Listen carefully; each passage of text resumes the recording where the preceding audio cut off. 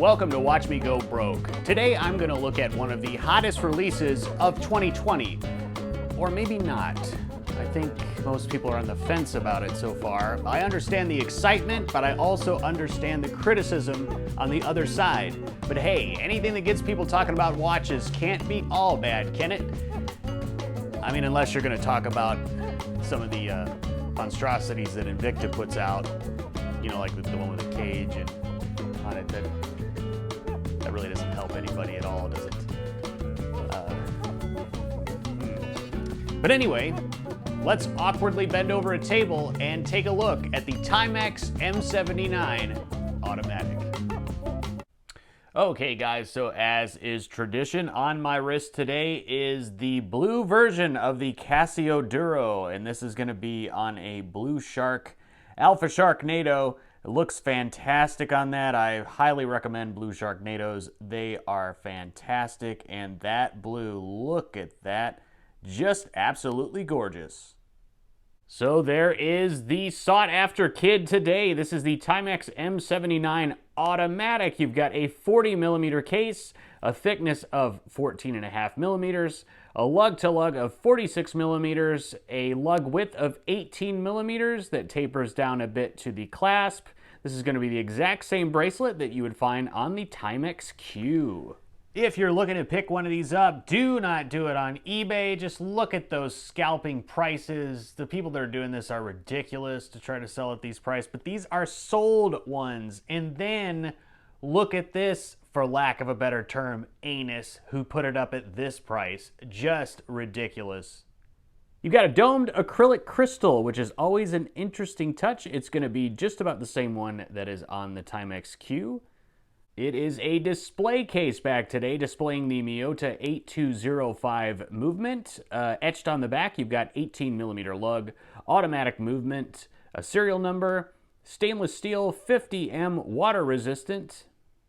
You've got a 120 click unidirectional bezel with an aluminum insert. It is a ratcheting bezel. The bezel action is just okay, nothing to write home about. It does get the job done, but it certainly is not going to blow anybody's socks off. The crown is a push-pull crown with a TX etched into it. So that was a nice touch and a nice upgrade over the Timex Q. Signed crowns are always nice. The dial is a beautiful matte black dial with applied indices. You've got the Timex logo just below the 12. Above the 6 is automatic, a day-date complication at the 3 o'clock position. And just next to the 6 o'clock indice, you have water-resistant 50 meters, although I don't know why you would ever want to advertise that. That's pretty poor. So the movement is the Miyota 8205. It does not hack, but it does hand wind. The bezel is reminiscent of the Rolex GMT Master 2 Batman, with the black on the top and the blue on the bottom. That's where the term Batman comes from, because I guess from the old Adam West Batman series. This would not be like the Rolex GMT. It would not have a 24-hour bezel. This is just your traditional dive style bezel. And this is a dive style watch, even though it does not have very good water resistance, and I certainly would not go swimming with it. So as far as functionality goes, I don't know about this one. So as everybody complains about, this bracelet is a hair ripper, and ripper in the strongest sense. This thing seeks out hairs like a laser-guided Tomahawk missile and rips them straight out of your wrist. Ooh, it is very painful to wear. But after it's ripped out all the hair, it's not too bad. So I've heard other reviewers state that they believe that this is the same case that the Timex Q uses, that they just extended the bezel 2 millimeters to make it the 40 millimeters. This is not the case. I measured this myself. This case without the bezel is 40 millimeters. The Timex Q case is 38 millimeters. So it is, in fact, a 40 millimeter case. 14.5 thick is going to be about 2.5 millimeters thicker than the Q, and that is definitely because of the automatic movement. So here it is next to the Timex Q. As you can see, I'm trying to hold these as close to each other as possible. It is very obvious that the Timex M79 case is much larger. On the Q, you have a bidirectional bezel. The Timex has a unidirectional bezel. Applied indices on the M79 as opposed to painted on the Timex Q. They are both 50 millimeters of water resistance, although the M79 has chosen to advertise it on the dial. And there is the thickness comparison between the Q and the M79. Clearly, the M79 is more robust. It is thicker, but that's due to the automatic movement. So what do I like about this watch? Well, I like the vintage retro vibe. It seems to be the most popular thing going around nowadays. The domed acrylic crystal, it just looks fantastic. Of course you're going to scratch it. Hopefully you don't tear it or anything, but Polywatch should take care of all of that. I like the bezel. I think it looks good, the blue and the black. Yeah, I mean, they're homaging the Batman, but it still definitely looks pretty cool. The lume pip, oddly, is actually of pretty high quality. I'm pretty particular about my lume pips, and this one is actually relatively good. And there is a lume shot. You really can't see too well. I don't know if I charged it up good or not. I know a lot of folks complained about the lume on the Timex Q. I actually found that to be very good lume, especially when you came indoors from outside. I thought it looked very good. I have no reason to believe this one is any different. It's not outstanding, but it certainly seems to get the job done. I like that it's 40 millimeters, and I like that that was not just an advertising gimmick where they tried to trick us and it wasn't really 40, they just extended it with a bezel. That is not the case. It is 40 millimeters. I do like that, and I like the thickness of 14.5. So this is heavier than the Q. It is bigger, it's more robust, and it is noticeable. So in that regard, I think it's much more of a substantial watch. I'm actually a sucker for painted indices, so I don't want to say I'm disappointed that it has applied. Certainly, if you're paying more money, you want a few more options on a watch, so applied indices are always good. But the vintage retro vibe might have served well with some painted indices on there, although I'm not necessarily complaining about that. I like the hands, the Mercedes style hands, where they've put a T in the hour hand section. I think that's a nice touch. The Q doesn't have anything in there, so it's just a little bit of extra flair it gives it. And I've heard some complaints about the red seconds hand. I mean, guys, the red seconds hand is iconic to Timex watches. I mean, a lot of them have it from back in the day.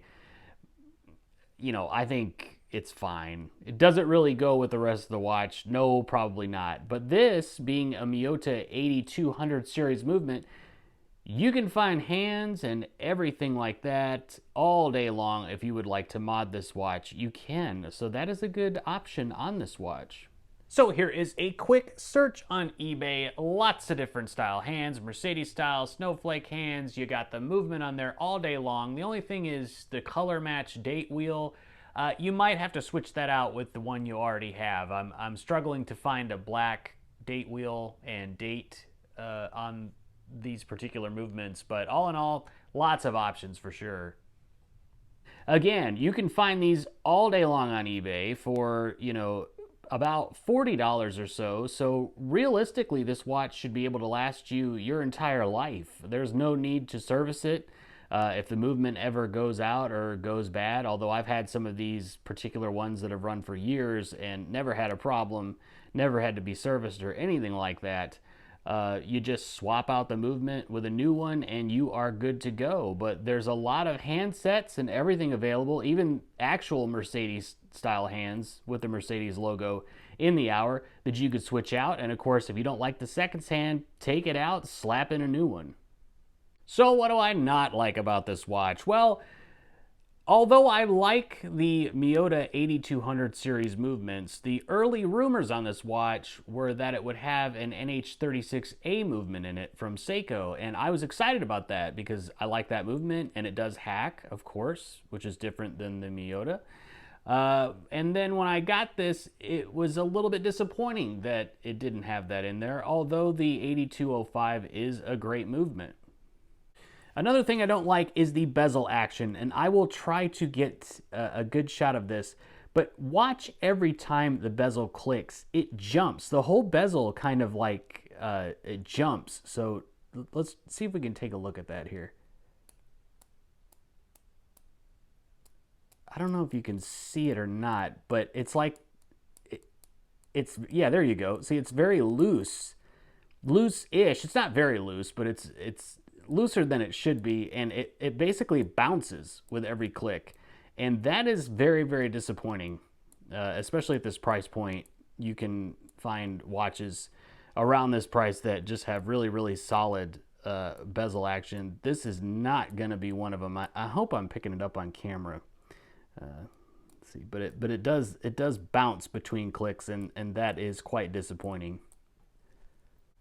I don't understand why, if you upgraded the case to 40 millimeters, you kept the lugs at 18 millimeters. Again, there were rumors that that was going to be 20, and I thought 40 and a 20, that's traditional, watch size. Submariners, that's what the size is. I thought, okay, cool, so you'll have a little bit more strap options that you could switch out on this watch if you wanted to.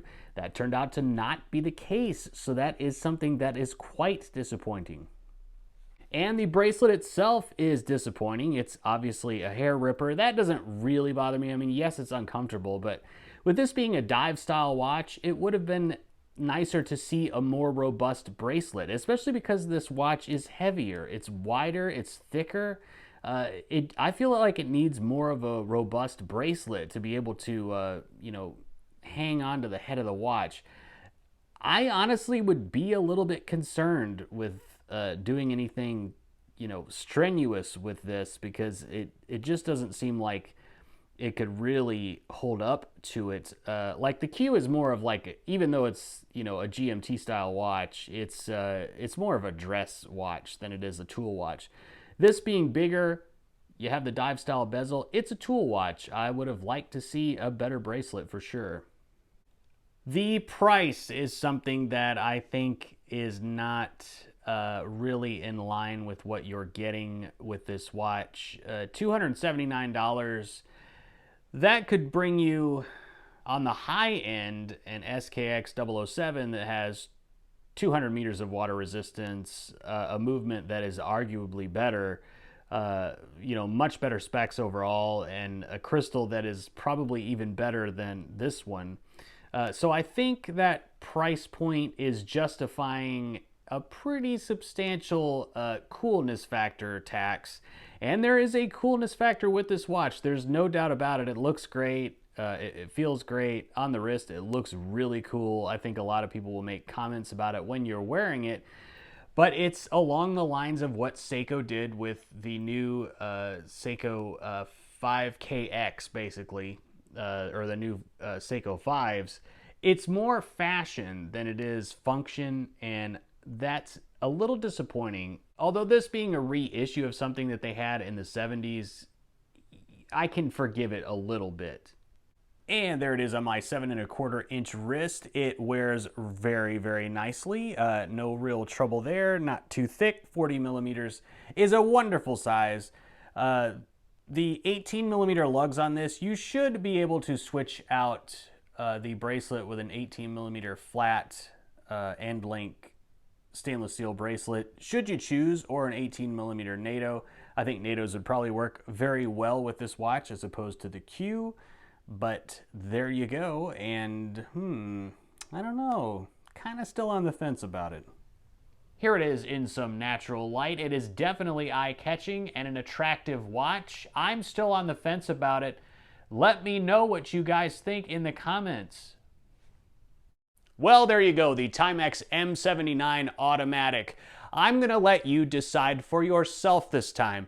do your research. Don't just watch my review, watch some other reviewers. Gather all the information you can before you make a decision about getting this watch. You know it's going to be difficult to come by, already sold out. Maybe in a couple months' time there'll be another shipment coming in, but do not pay those prices that scalpers are asking for on eBay. Don't do it. It's not worth your time. It's not worth it. Find it at a price that's comfortable for you. If you like it, if you don't, skip it. I'm sure Timex has a lot of great releases coming down the pipe, maybe even at the end of this year. So until next time, I'd pick up one of those Casio Duros in the blue version. Those things look awesome.